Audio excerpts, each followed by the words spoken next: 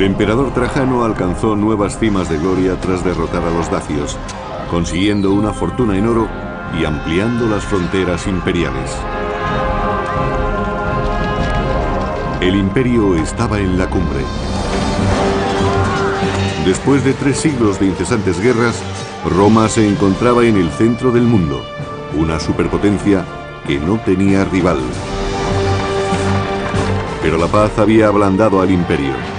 Envuelto en lujo, distraído por los juegos circenses, los romanos tardaron en reconocer la amenaza de una nueva horda bárbara que podía provocar la total destrucción del imperio. El Imperio Romano, rebelión y traición.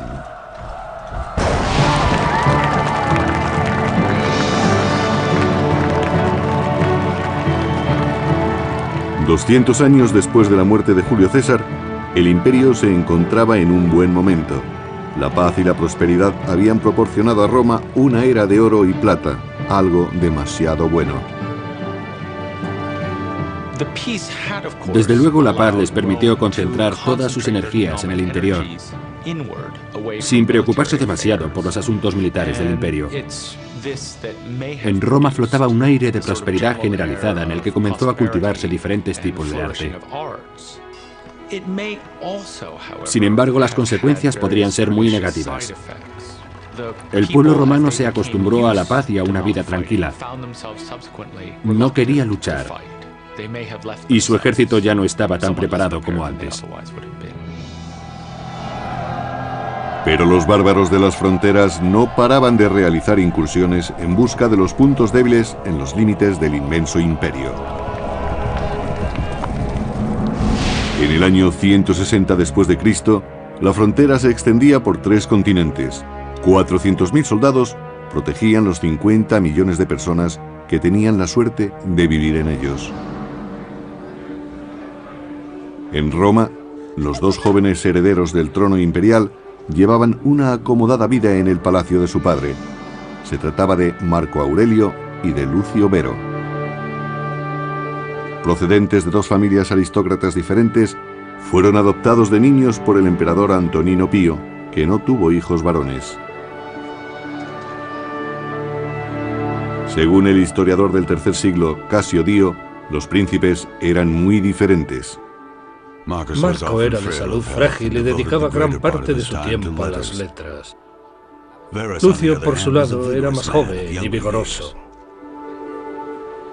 El espíritu libre de Lucio Vero y sus escándalos sorprendían con frecuencia a los romanos.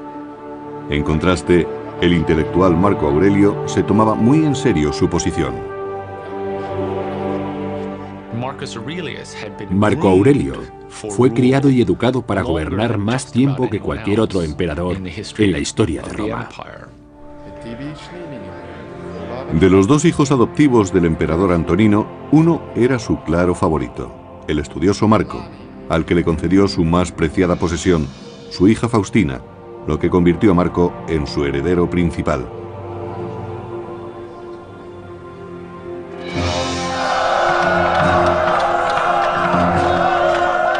En el año 161, cuando murió el emperador Antonino, Marco y Lucio Vero ascendieron al trono con la aprobación de la guardia personal del emperador, la Guardia Pretoriana. Debió de resultar muy fácil para la Guardia Pretoriana aceptar a los 2 jóvenes como emperadores. De todos los soldados de Roma, ellos eran los que custodiaban el palacio, y por lo tanto habrían tenido contacto con los 2 príncipes durante muchos años. Para reforzar sus vínculos con la Guardia Pretoriana, les hicieron un generoso soborno. Les dieron una paga equivalente a varios años de salario de un guardia. Marco y Lucio Vero iban a necesitar la lealtad del ejército romano, pues la guerra acechaba en el horizonte. En el este, los partos invadieron Armenia, aliada de Roma, convirtiendo a Siria en vulnerable a sus ataques.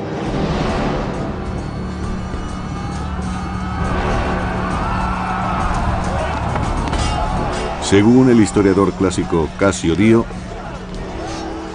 el general de los partos atacó a los romanos por todos los flancos, aniquilando a sus tropas junto con sus jefes.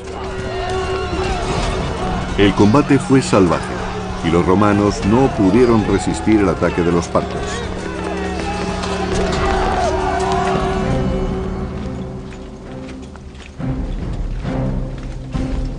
En el año 162, Roma no tuvo más remedio que enviar sus tropas a la guerra.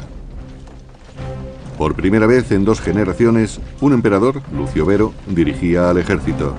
Mientras tanto, su hermano Marco Aurelio permaneció en Roma.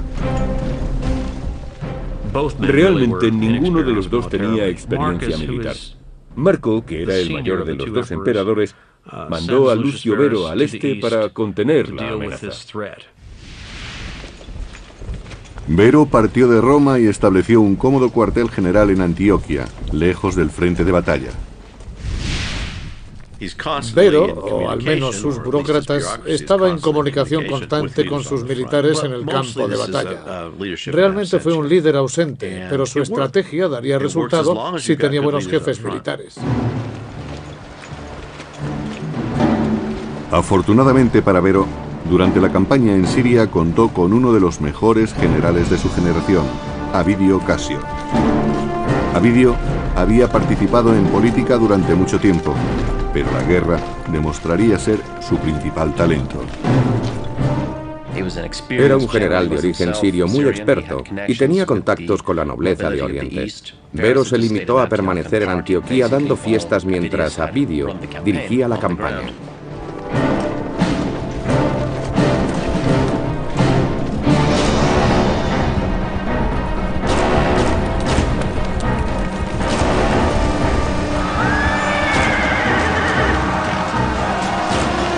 Avidio fue el cerebro de una serie de victorias que llevó a los romanos al centro de las tierras de los partos, donde se enfrentó cara a cara con el enemigo. El secreto de los soldados romanos era que combatían cuerpo a cuerpo, y eso atemorizaba a todo el mundo, porque luchaban de una manera muy cercana con una espada o un hacha contra un enemigo que no se sabía bien por dónde iba a salir. Llevaban puesto un casco y apenas oían lo que ocurría, solo tenían visión hacia adelante. Se requería mucho coraje y empeño para sobreponerse al miedo que esos enfrentamientos suponían.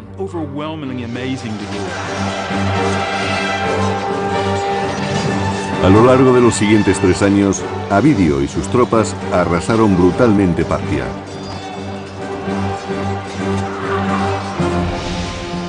En el año 165 después de Cristo llegaron a Ctesifonte, la capital de Partia, que se encontraba cerca del actual Bagdad.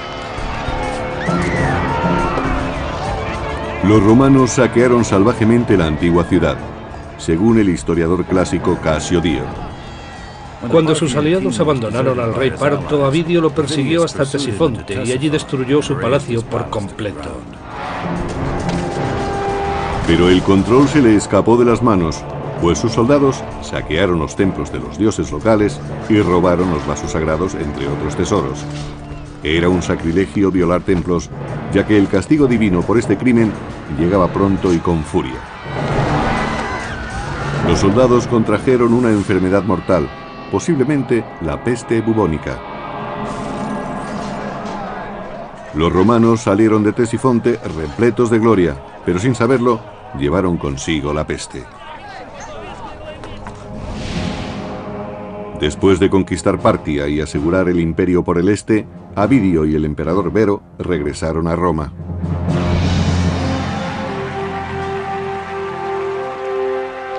La ciudad les rindió honores por tan gloriosa victoria organizando un magnífico desfile, fiestas públicas y combates de gladiadores.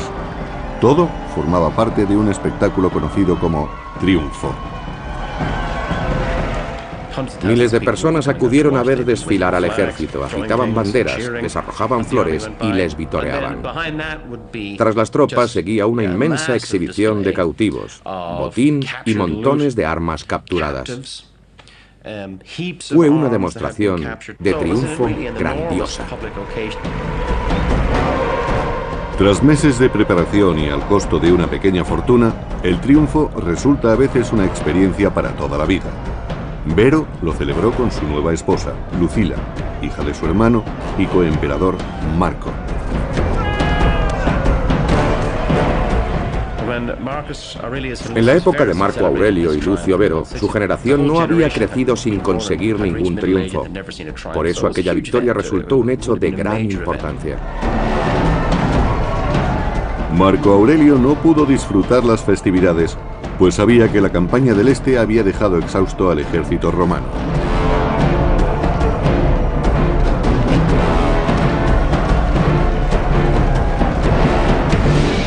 Mientras Roma festejaba su victoria, unos bárbaros se preparaban para atacar las reducidas defensas de la frontera norte del imperio.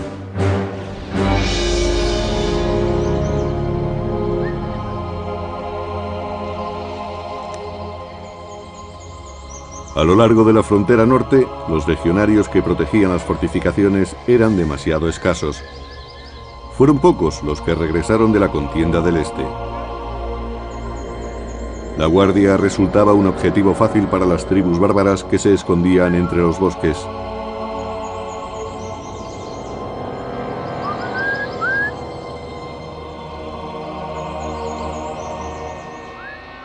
La capacidad combativa de los germanos había aumentado muchísimo, comparada con la que tenían en su primer encuentro con los romanos en el siglo II a.C.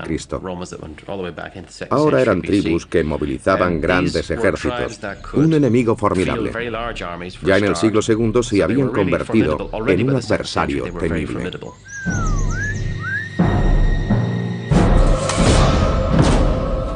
En los límites del imperio, las escasas tropas de Roma estaban condenadas. Los oscuros bosques de Germania iban a ser su tumba.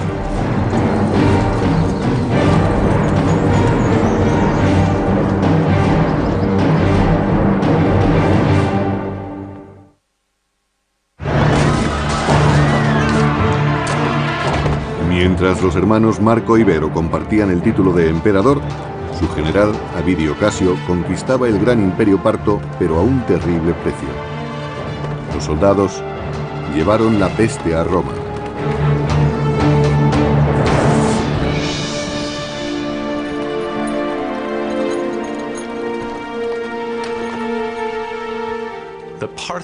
La guerra contra los partos sostenida por Lucio Vero, el hermano adoptivo de Marco Aurelio, pareció ser la causante de una peste que invadió la cuenca mediterránea y que provocó una inmensa mortandad en todo el imperio romano.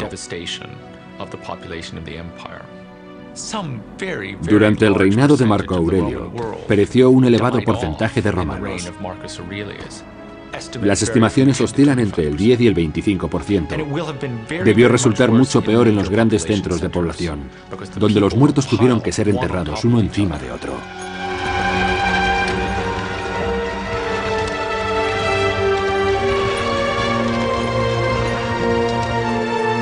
Los charlatanes prosperaban vendiendo falsos amuletos de hierbas para prevenir la enfermedad.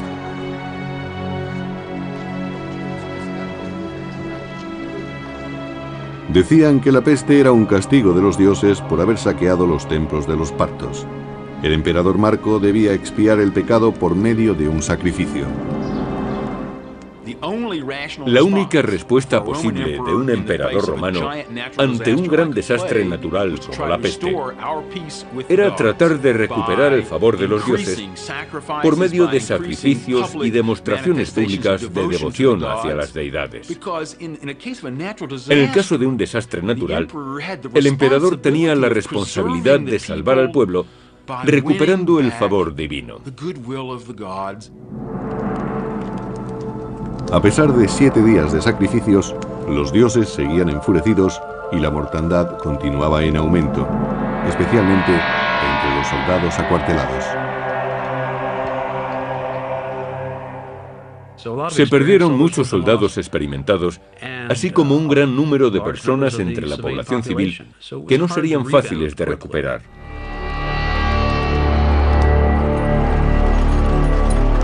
Herido, el imperio se estaba debilitando. Mientras, sus enemigos se preparaban para asestarle un golpe mortal. En el año 167, 6.000 bárbaros germanos cruzaron el Danubio e invadieron la provincia romana de Pannonia. Saquearon a los desprotegidos provincianos, asaltando pueblos y capturando cientos de rehenes. Algunos bárbaros quisieron apoderarse de suelo romano. No sabemos si se trataba de una incursión o si querían emigrar, pues muchas tribus conocían las ventajas de la civilización romana y querían aprovecharse de ellas. Las incursiones fueron frecuentes y a Marco Aurelio le resultó difícil movilizar sus tropas para mantener el orden. Durante varios días de agonía, los bárbaros atacaron la indefensa provincia de Pannonia. Las legiones romanas estaban demasiado lejos y dispersas por la vasta frontera imperial. Cuando llegaron los legionarios, los feroces germanos casi los aniquilan. Creo que muchos habían imitado el estilo e incluso habían capturado equipo romano. El ejército germano de tiempos de Marco Aurelio debía de ser un enemigo formidable. Cuando la primera oleada empezaba a flaquear, acudieron más soldados romanos desde otros puntos de la frontera. Su sincronizado ataque de caballería, junto con tropas de infantería, forzó a los bárbaros a retirarse.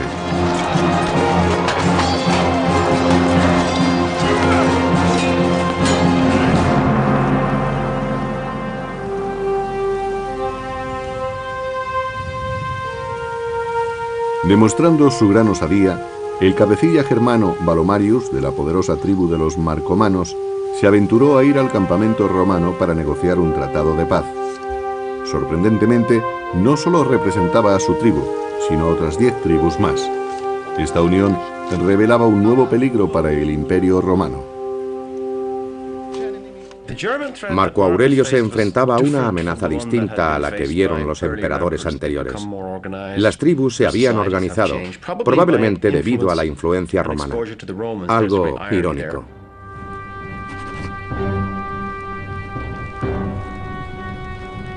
Alarmado por la amenaza de los bárbaros, Marco Aurelio se dirigió a Pannonia. Sin tener experiencia en el combate, Marco tuvo que confiar en el general pompeyano para que le ayudara a conquistar la gloria. Durante siglos, los germanos habían realizado incursiones a través del Danubio para robar ganado, esclavos y bienes. ¿Por qué Roma quería ahora organizar una expedición de castigo contra aquellos bárbaros? En mi opinión, Marco Aurelio quería participar en una operación militar de cierta envergadura para mejorar su imagen en Roma. Aunque el hermano de Marco, el emperador Lucio Vero, también se unió a la campaña, estaba ebrio y no se encontraba bien. Antes de llegar a la frontera, Vero sucumbió a la peste y toda la expedición tuvo que regresar.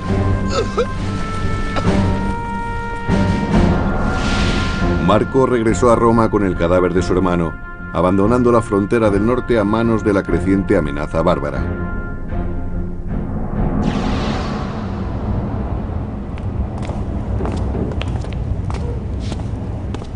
En la corte se enfrentó a una crisis. Las numerosas guerras habían dilapidado el tesoro imperial.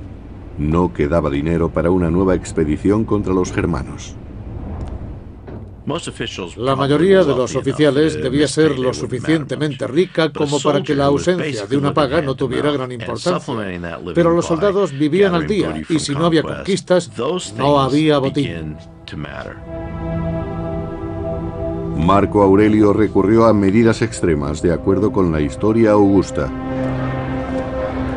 Marco subastó su propio mobiliario imperial. Vendió copas de oro y cristal, incluso los vestidos de seda con pedrería de su mujer. Es como si la familia real británica anduviera mal de fondos y subastase las joyas de la corona para conseguir dinero. A esto lo llamaría un trabajo de relaciones públicas, porque no se puede conseguir dinero para financiar una guerra vendiendo vajillas, que es más o menos lo que hizo el emperador. Sin embargo, demostró que estaba dispuesto a hacer un sacrificio personal para el bien común. El mismo tipo de sacrificio que los americanos hicieron comprando bonos de guerra durante la Segunda Guerra Mundial.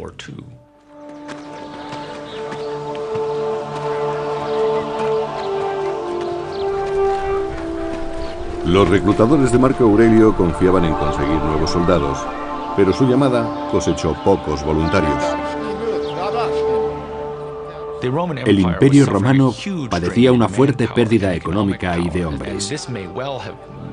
Quizás por eso la gente era reacia a alistarse. Las familias no confiaban en enviar a sus jóvenes sanos a la guerra. El aumento de la virulencia de la peste hizo que los recursos imperiales disminuyeran al límite. Pompeyano, el principal consejero militar de Marco Aurelio, recurrió a las clases más bajas de la sociedad, tal como relata la historia augusta. Armaron a los gladiadores y convirtieron en soldados a los bandidos de Dalmacia. Incluso entrenaron militarmente a los esclavos. Pompeyano estaba consternado ante la calidad de los reclutas, pero antes de que pudiera preparar aquel valiente ejército para la guerra, el desastre hizo estremecer las fronteras imperiales. En el año 169, bandadas de guerreros germanos atacaron las provincias romanas del Danubio. Aunque no estuvieran preparados, Marco Aurelio y Pompeyano debían conducir las nuevas legiones hacia Germania. Combatiendo en terreno bárbaro, el inexperto ejército romano estaba en clara desventaja. Los germanos consiguieron que los romanos cruzaran el Danubio y lucharan en los bosques, donde sabían que no podían formar de la manera a que estaban acostumbrados y ni siquiera podían usar sus armas arrojadizas pesadas con efectividad. Por eso los germanos les llevaban ventaja y con frecuencia los derrotaron.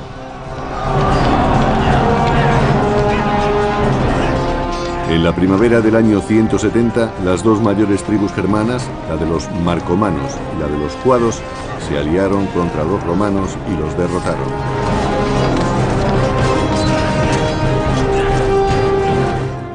Marco Aurelio era alguien especial, pero ¿eso quería decir que era un buen líder? ¿Podría conducir efectivamente a sus tropas en el combate? El historial militar de Marco Aurelio hasta entonces no había sido muy bueno. La primera gran batalla del emperador se tradujo en la masacre de 20.000 romanos, la peor derrota de Roma desde hacía un siglo. Marco Aurelio dirigió fallidamente su primer ejército contra los germanos, pero todavía le aguardaba un nuevo desastre, esta vez en la retaguardia. Mientras se encontraba estancado en el Danubio, otras tribus germanas se adentraron en Italia.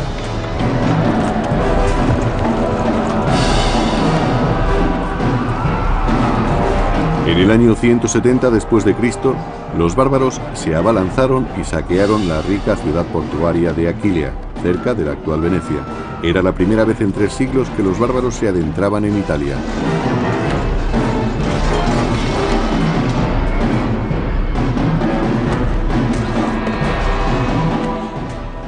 Eran fieros, crueles y probablemente trajeron a la memoria imágenes de cuando los galos invadieron Roma en el siglo IV a.C., así como las amenazas de los cimbrios y teutones de finales del siglo II a.C. Los romanos temían particularmente las incursiones de tribus bárbaras en Italia.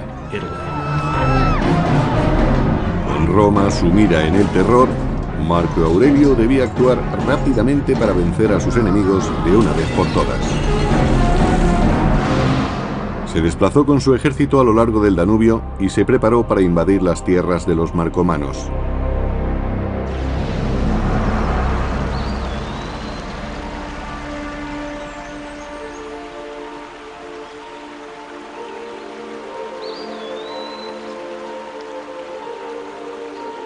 Los fríos bosques del norte resultaban extraños al emperador romano. Solo y lejos del único hogar que había conocido, se adaptaba mal a la dura vida del ejército. Su salud empeoró. Sabemos que el antiguo y famoso médico Galeno trató personalmente a Marco Aurelio durante un tiempo. Le preparaba una medicina que debía tomar todos los días, tanto para curar sus enfermedades como para prevenir otras. En particular la peste, que seguía haciendo estragos entre sus tropas. Con la muerte fija en su mente, Marco Aurelio escribió sus pensamientos más íntimos en un diario conocido como Las Meditaciones, que se sigue publicando en la actualidad y que nos muestra a un hombre que lucha contra su suerte. No te comportes como si fueras a vivir 10.000 años. La muerte pende sobre ti. Mientras vivas y puedas, compórtate como un hombre decente. La filosofía le enseñó una manera de enfrentarse a la crisis y a los terribles problemas que diariamente tenía que resolver en el Danubio. La soledad de los bosques germanos era muy diferente del caos y la sangría a la que Marco se enfrentaba en el campo de batalla. Organizó una serie de incursiones contra las tierras de las tribus más peligrosas, los sármatas, los cuados y los marcomanos.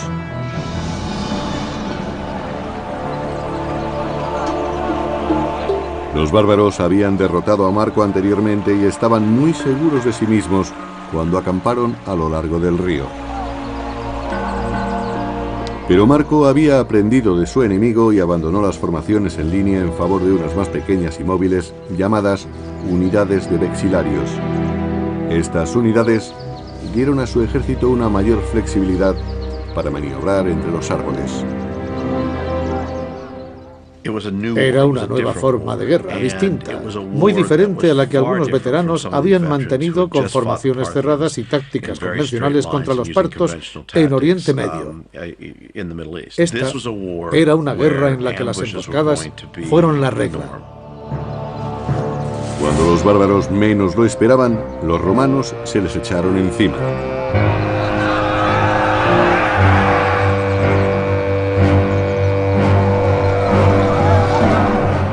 En el centro de un combate, el soldado romano se encontraba en una situación muy peligrosa, en la que tenía que administrar la adrenalina que le permitiría luchar. Debía permanecer tranquilo aunque tuviera el corazón a punto de estallar. Tenía que dejar a un lado el pánico natural que afecta a todos cuando se está a un paso de un frente que es igual de peligroso para todos.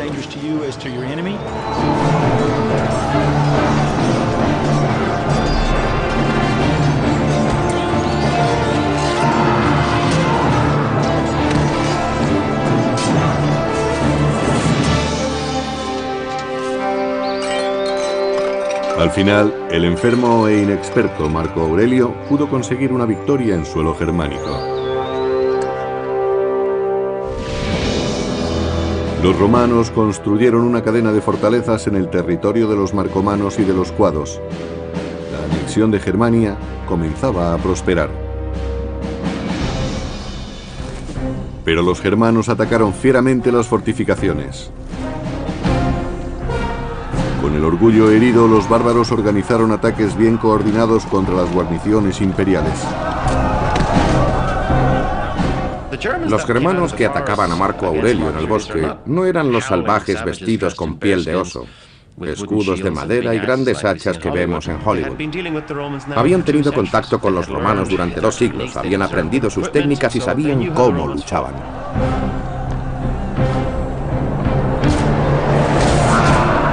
Si conseguían abrir una brecha en las fortificaciones, los romanos sabían cuál sería su suerte. Pero en los fuertes, Marco Aurelio visitaba a sus hombres alentándolos y exponiéndose al mismo peligro que ellos.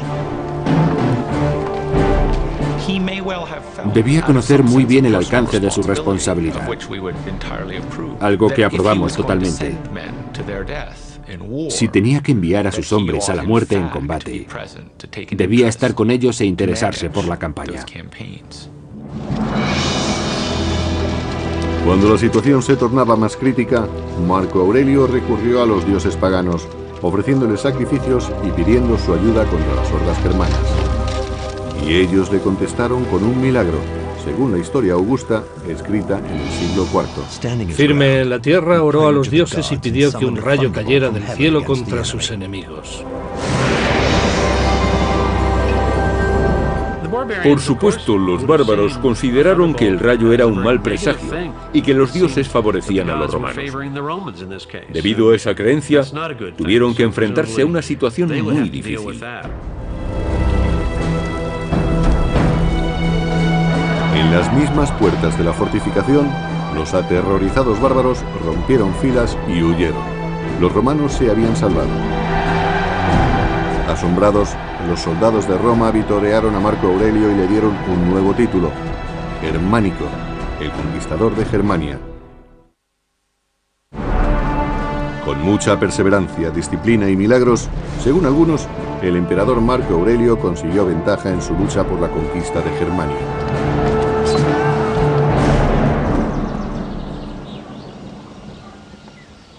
Ni las comunidades agrícolas y pacíficas escaparon de la ira de Marco Aurelio. Los romanos hicieron sentir su dominio con el filo de sus espadas.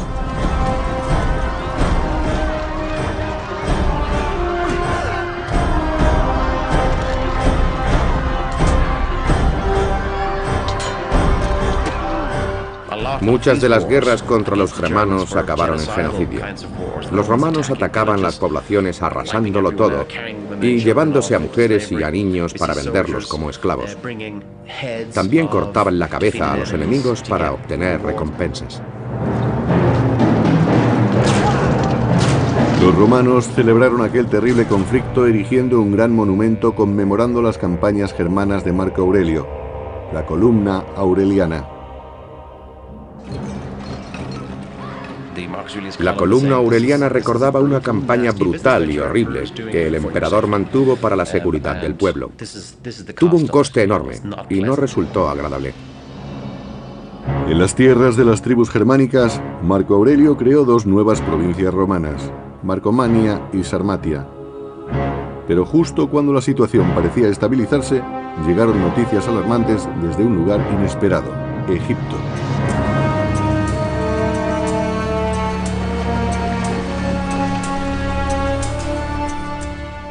Debido a su riqueza, Egipto era uno de los territorios más importantes del Imperio Romano.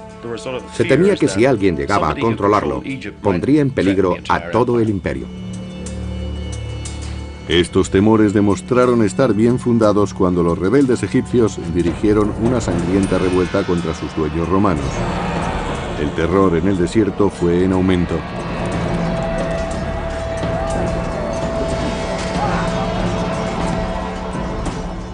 Desde luego se trataba de un asunto grave al que había que atajar rápidamente. Egipto era un gran suministrador de grano al imperio, y quien controlara aquel país podría interrumpir el suministro de alimentos al pueblo de Roma. Por eso presionaron al emperador para que resolviera la situación. En el año 174, Marco Aurelio recurrió a Siria, donde tenía estacionadas 3 legiones, y las envió a Alejandría, Egipto. A la cabeza del ejército vengador marchaba uno de sus amigos más antiguos y en quien más confiaba, Avidio Casio. Marco Aurelio eligió a un general famoso y de éxito, Avidio Casio, para que ejerciera el mando superior en la mitad oriental del imperio, por encima de los gobernadores provinciales.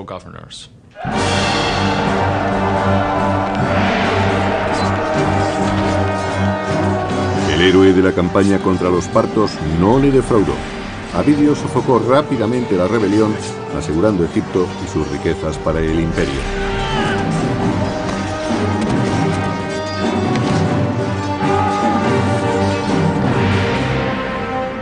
Pero en la frontera norte de Roma, Germania, el enemigo resultaba mucho más esquivo. La campaña de Germania parecía no acabar nunca. Se conseguían progresos, pero cuando se sometía a una tribu, otra se rebelaba 100 kilómetros río arriba y había que enfrentarse a ella. Durante 7 años, Marco Aurelio había combatido a los bárbaros en los densos bosques del norte, hasta que su salud empezó a declinar.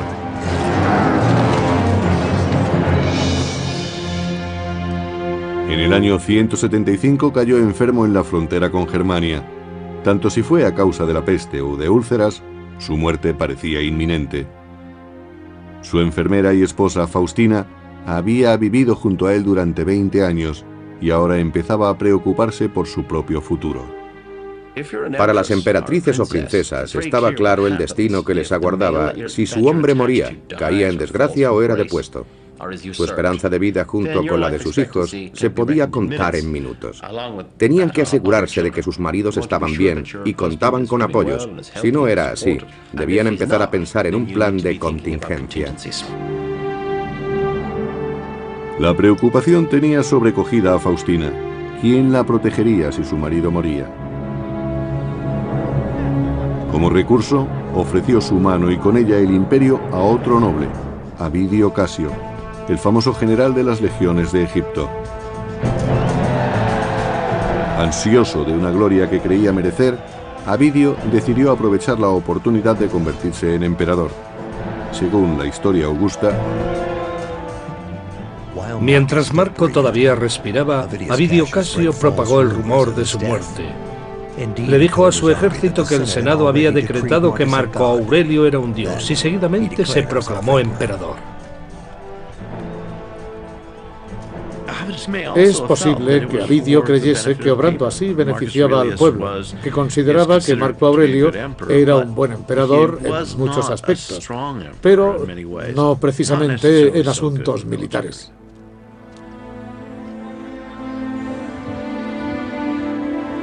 Cuando Avidio reclamaba el trono, Marco Aurelio se recuperó de su enfermedad, lo que provocó una situación imposible entre los dos hombres. ¿Qué hacer entonces? Avidio no podía decir, siento haber reclamado el trono para mí, fue una equivocación, una idea pasajera, ¿por qué no seguimos como siempre? Cuando se ha dado un paso así para ser emperador, siempre se es sospechoso de traición. Por diversos motivos, representaba una seria amenaza para Marco Aurelio. Avidio Casio era un gran general al frente de un número importante de soldados. Avidio quería llevar sus tropas a Roma para asegurar su posición.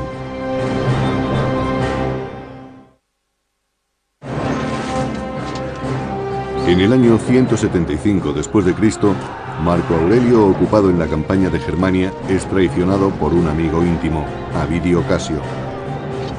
Sorprendentemente, Avidio había sido incitado por la misma esposa de Aurelio para que reclamara el trono.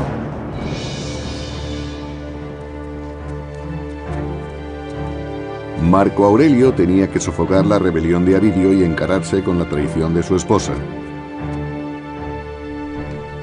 Pero a sabiendas de que podía perecer en los combates que se producirían, decidió proclamar emperador a su propio hijo. Cómodo no tenía entonces la edad suficiente para ostentar el poder del imperio. Pero parece que Marco Aurelio no pensó en nadie más que en su hijo para que le sucediera en el cargo. Mimado durante su infancia, Cómodo tenía que demostrar su aptitud para el mando y su valor como soldado. Aunque era el único hijo de Marco Aurelio, la elección no sería buena para Roma.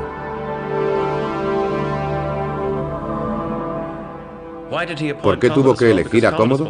Pues porque era su hijo y así pensaban las familias aristocráticas romanas. A lo largo de muchas generaciones, la alta clase senatorial y los aristócratas romanos mantuvieron la costumbre de promocionarse a sí mismos. Con el puesto de su hijo asegurado, Marco Aurelio se enfrentó entonces a su mujer, que lo había traicionado ante Avidio Casio. Pero, sorprendentemente, la perdonó. Después de todo, Marco Aurelio no castigó a Faustina.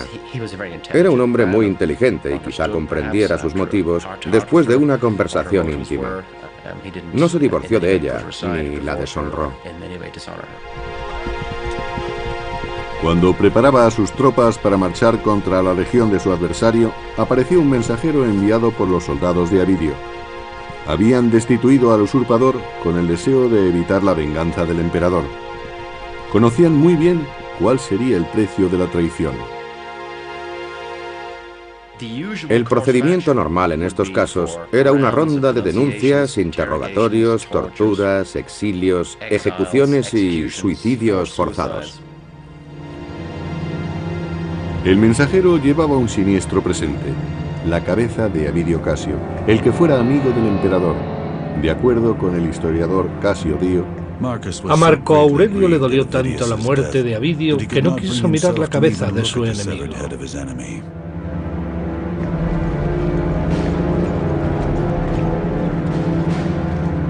La rebelión había terminado y Marco Aurelio podía reanudar el gran proyecto de su vida: someter a los bárbaros germanos de una vez por todas. La rebelión había interrumpido su campaña. Por ello tuvo que redistribuir recursos, soldados y dinero, y eso habría ocasionado graves trastornos en sus planes. Los bárbaros aprovecharon aquellas distracciones. En el año 178, Marco Aurelio envió legionarios al Danubio para enfrentarse a una banda de rebeldes cuya violencia había ido en aumento. Era sobrecogedor enfrentarse a aquellos bárbaros que eran más altos, gritaban y olían mal. A veces los romanos recurrían a la bebida para calmar los nervios e ir al campo de batalla. Marco Aurelio debía someter a sus enemigos o sus duros años de trabajo en la frontera no habrían servido para nada.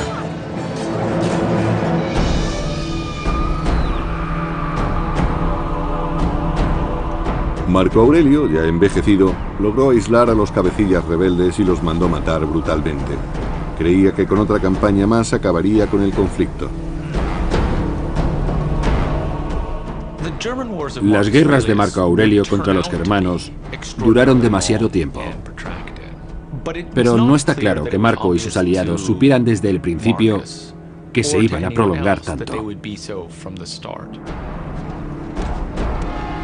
Con 60 años, Marco Aurelio esperaba que su hijo y heredero, Cómodo, continuara luchando contra los germanos, una lucha que le había ocupado casi toda su vida. Marco Aurelio había educado a su hijo y lo había llevado en su campaña, pero era demasiado joven. No creo que Marco Aurelio se diera cuenta de la clase de emperador en que iba a convertirse Cómodo. En su papel de coemperador, Cómodo se mostró perezoso. No manifestó interés por las victorias conseguidas por su padre Marco Aurelio, a diferencia de lo que un hombre habría hecho. Sin embargo, estuvo al lado de su padre, el emperador, cuando éste murió finalmente, debido quizás a la misma peste que había llevado a su hermano a la tumba.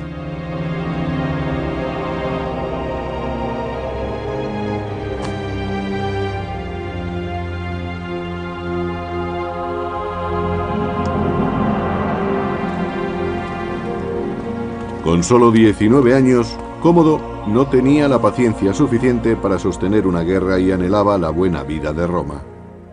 Cómodo no tenía ni el liderazgo ni la visión de su padre, y quiso terminar rápidamente con las largas campañas del Danubio. Una medida que fue muy perjudicial para Roma. Con tratados frágiles y unas reducidas guarniciones, Cómodo, el nuevo emperador, abandonó Germania, desperdiciando 13 años de sangrienta lucha para regresar a la plácida vida de Roma.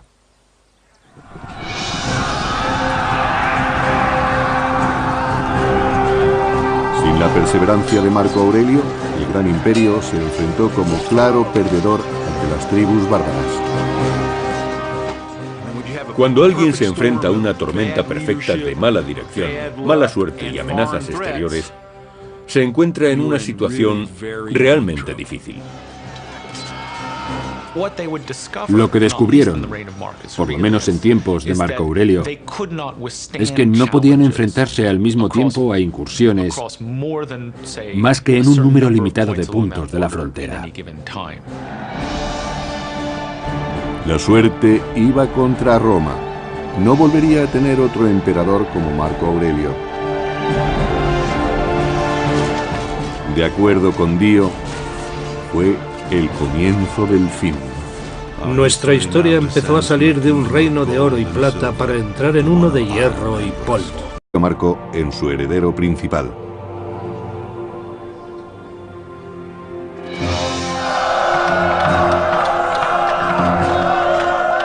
En el año 161, cuando murió el emperador Antonino, Marco y Lucio Vero ascendieron al trono con la aprobación de la guardia personal del emperador, la Guardia Pretoriana.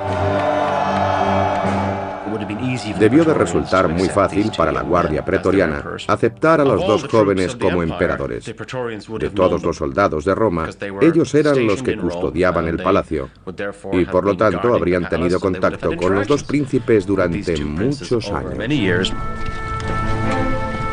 Para reforzar sus vínculos con la Guardia Pretoriana, les hicieron un generoso soborno.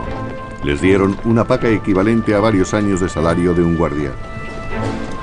Marco y Lucio Vero iban a necesitar la lealtad del ejército romano, pues la guerra acechaba en el horizonte. En el este, los partos invadieron Armenia, aliada de Roma, convirtiendo a Siria en vulnerable a sus ataques.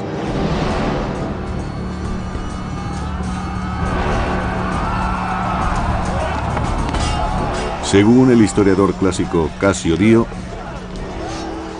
el general de los partos atacó a los romanos por todos los flancos, aniquilando a sus tropas junto con sus jefes. El combate fue salvaje y los romanos no pudieron resistir el ataque de los partos.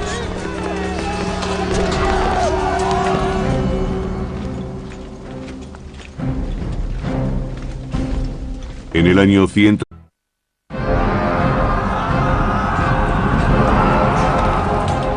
el emperador Trajano alcanzó nuevas cimas de gloria tras derrotar a los dacios, consiguiendo una fortuna en oro y ampliando las fronteras imperiales. El imperio estaba en la cumbre. Después de 3 siglos de incesantes guerras, Roma se encontraba en el centro del mundo, una superpotencia que no tenía rival. Pero la paz había ablandado al imperio. Envuelto en lujo, distraído por los juegos circenses, los romanos tardaron en reconocer la amenaza de una nueva horda bárbara que podía provocar la total destrucción del imperio. El Imperio Romano, rebelión y traición.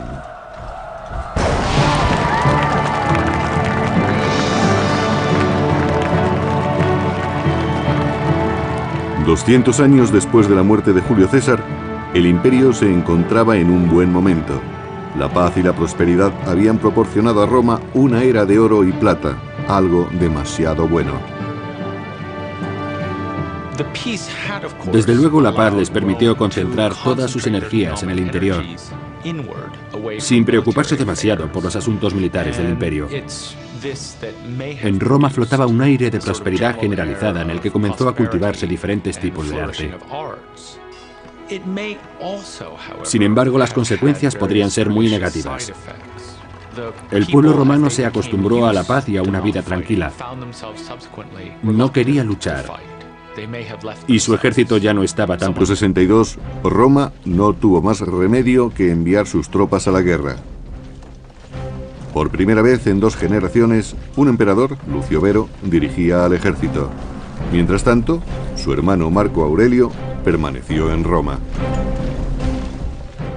Realmente ninguno de los dos tenía experiencia militar.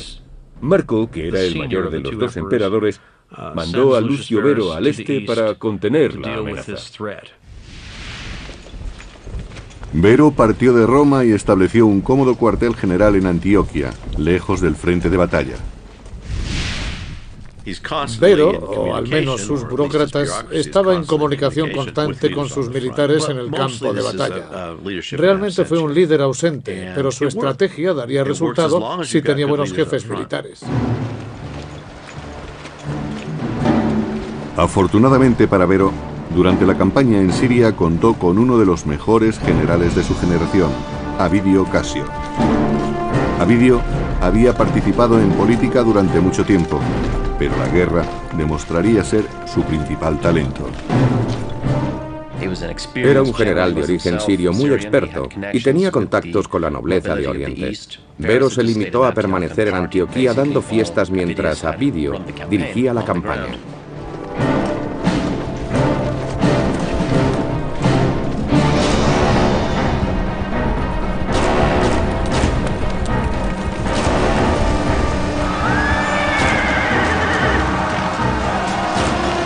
Avidio fue el cerebro de una serie de victorias que llevó a los romanos al centro de las tierras de los Preparado como antes.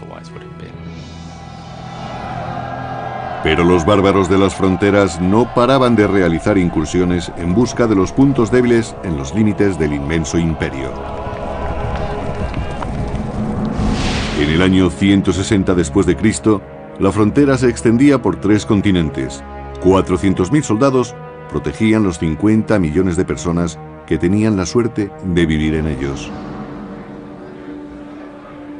En Roma, los 2 jóvenes herederos del trono imperial llevaban una acomodada vida en el palacio de su padre. Se trataba de Marco Aurelio y de Lucio Vero. Procedentes de 2 familias aristócratas diferentes, fueron adoptados de niños por el emperador Antonino Pío, que no tuvo hijos varones. Según el historiador del tercer siglo, Casio Dio, los príncipes eran muy diferentes. Marco era de salud frágil y dedicaba gran parte de su tiempo a las letras. Lucio, por su lado, era más joven y vigoroso. El espíritu libre de Lucio Vero y sus escándalos sorprendían con frecuencia a los romanos. En contraste, el intelectual Marco Aurelio se tomaba muy en serio su posición. Marco Aurelio fue criado y educado para gobernar más tiempo que cualquier otro emperador en la historia de Roma. De los 2 hijos adoptivos del emperador Antonino, uno era su claro favorito, el estudioso Marco, al que le concedió su más preciada posesión, su hija Faustina, lo que convirtió en Partos, donde se enfrentó cara a cara con el enemigo. El secreto de los soldados romanos era que combatían cuerpo a cuerpo, y eso atemorizaba a todo el mundo, porque luchaban de una manera muy cercana con una espada o un hacha contra un enemigo que no se sabía bien por dónde iba a salir. Llevaban puesto un casco y apenas oían lo que ocurría, solo tenían visión hacia adelante. Se requería mucho coraje y empeño para sobreponerse al miedo que esos enfrentamientos suponían.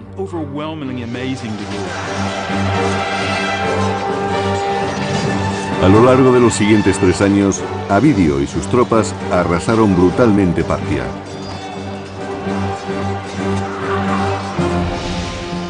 En el año 165 después de Cristo llegaron a Ctesifonte, la capital de Partia, que se encontraba cerca de la actual Bagdad.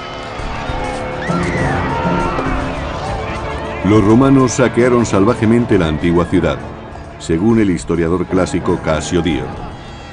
Cuando sus aliados abandonaron al rey parto, Avidio lo persiguió hasta Ctesifonte y allí destruyó su palacio por completo. Pero el control se le escapó de las manos, pues sus soldados saquearon los templos de los dioses locales y robaron los vasos sagrados, entre otros tesoros. Era un sacrilegio violar templos, ya que el castigo divino por este crimen llegaba pronto y con furia. Los soldados contrajeron una enfermedad mortal, posiblemente la peste bubónica. Los romanos salieron de Ctesifonte repletos de gloria, pero sin saberlo, llevaron